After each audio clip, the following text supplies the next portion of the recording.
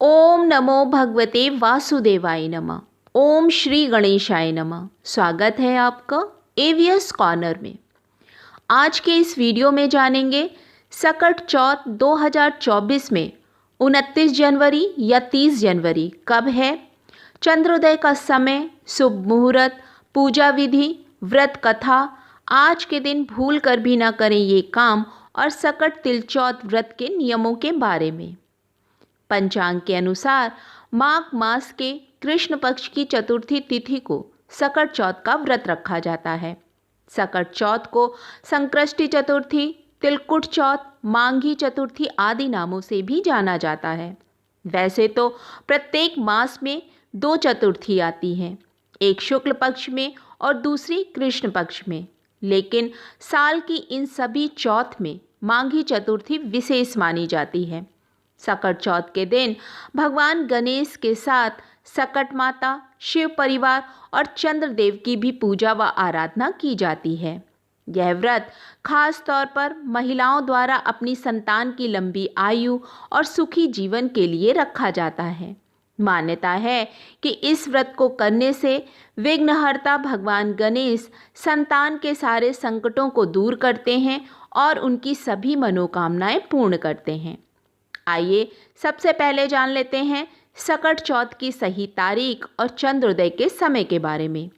तो साल 2024 में चतुर्थी तिथि प्रारंभ होगी 29 जनवरी दिन सोमवार की सुबह 6:10 से और चतुर्थी तिथि समाप्त होगी 30 जनवरी दिन मंगलवार की सुबह 8:54 पर। वैसे तो हिंदू धर्म में सभी व्रत और त्यौहार उदया तिथि की मान्यता के अनुसार मनाए जाते हैं, लेकिन सकट चौथ पर चांद को अर्घ देकर व्रत का पारण किया जाता है, इसलिए सकट चौथ का व्रत 29 जनवरी को रखा जाएगा। इस दिन चंद्रोदय का समय है रात 9:10 पर। सकट चौथ का व्रत संतान की लंबी आयु और सुखी जीवन के लिए निर्जला रखा जाता है। इस दिन ब्रह्म मुहूर्त में स्नान करके व्रत का संकल्प लेकर पूरा दिन निराहार रहकर शिव परिवार की पूजा करें। अपने परिवार के रीति रिवाज के अनुसार सुबह के समय या फिर प्रदोष काल में भगवान गणेश की विधि विधान से पूजा करें। सबसे पहले एक चौकी पर भगवान गणेश की प्रतिमा को स्थापित करें। गंगा जल से भगवान की प्रतिमा का शुद्धिकरण करें। फिर प्रतिमा को रोली, अक्षत, 21 तार की दूर्वा, वस्त्र, जनेऊ, पान, सुपारी, इलायची, तिल, लड्डू, शकरकंद, अमरूद, गुड़ और घी अर्पित करें। पूजा करते हुए ओम गण गणपते नमः मंत्र का जाप करते हुए तिल और गुड़ से बने लड्डू का भोग स्वरूप अर्पित करें। अंत में कथा पढ़कर आरती करें।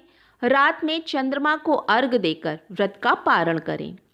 चतुर्थी के दिन काले वस्त्रों का प्रयोग करने से बचें।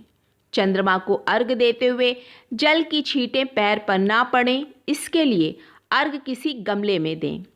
इस दिन तिलकुट का भोग लगाना शुभ होता है। चतुर्थी पर भगवान गणेश की खंडित प्रतिमा की स्थापना या पूजा नहीं करना चाहिए। धार्मिक मान्यता के अनुसार पूजा में भगवान गणेश को तुलसी दल या केतकी के फूल नहीं चढ़ाना चाहिए। आइए अब सुनते हैं सकट चौथ की ये व्रत कथा। किसी नगर में एक कुम्हार रहता था। एक बार जब उसने बर्तन बनाकर आवा लगाया तो आवा नहीं पका। परेशान होकर वह राजा के पास गया और बोला कि महाराज, न जाने क्या कारण है कि आवा पक नहीं रहा है। राजा ने राज पंडित को बुलाकर कारण पूछा। राज पंडित ने कहा, हर बार आवा लगाते समय एक बच्चे की बलि देने से आवा पक जाएगा। राजा का आदेश हो गया। बलि आरंभ हुई। जिस परिवार की बारी होती वह अपने बच्चों में से एक बच्चा बलि के लिए भेज देता। इस तरह कुछ दिनों बाद एक बुढ़िया के लड़के की बारी आई। बुढ़िया का एक ही बेटा था जो उसके जीवन का सहारा था, पर राजाज्ञा कुछ नहीं देखती। दुखी बुढ़िया सोचने लगी, मेरा एक ही बेटा है, वह भी सकट के दिन मुझसे जुदा हो जाएगा। तभी उसको एक उपाय सूझा। उसने लड़के को सकट की सुपारी तथा दूर्बा का बीड़ा देकर कहा, भगवान का नाम लेकर आवा में बैठ जाना, भगवान तेरी रक्षा करेंगे। सकट के दिन बालक को आवा में बिठा दिया गया और बुढ़िया भगवान गणेश के सामने बैठकर पूजा प्रार्थना करने लगी। पहले तो आवा पकने में कई दिन लग जाते थे, पर इस बार भगवान गणेश की कृपा से एक ही रात में आवा पक गया। जब सवेरे कुम्हार ने देखा तो वह हैरान रह गया। आवा पक गया था और बुढ़िया का बेटा जीवित व सुरक्षित था। वह डर गया और राजा के दरबार में जाके सारी घटना बताई। इसके बाद राजा ने उस बच्चे और उसकी माँ को बुलवाया तो माँ ने सभी तरह के विघ्न को दूर करने वाली संकष्टी चतुर्थी व्रत का वर्णन किया।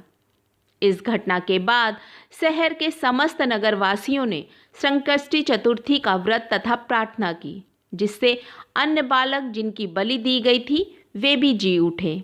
यह देख नगरवासियों ने संकष्टी चतुर्थी की महिमा स्वीकार कर ली और इस घटना के बाद से महिलाएं अपनी संतान और परिवार के सौभाग्य के लिए संकष्टी चतुर्थी का व्रत करने लगीं। बोलो सकट माता की जय।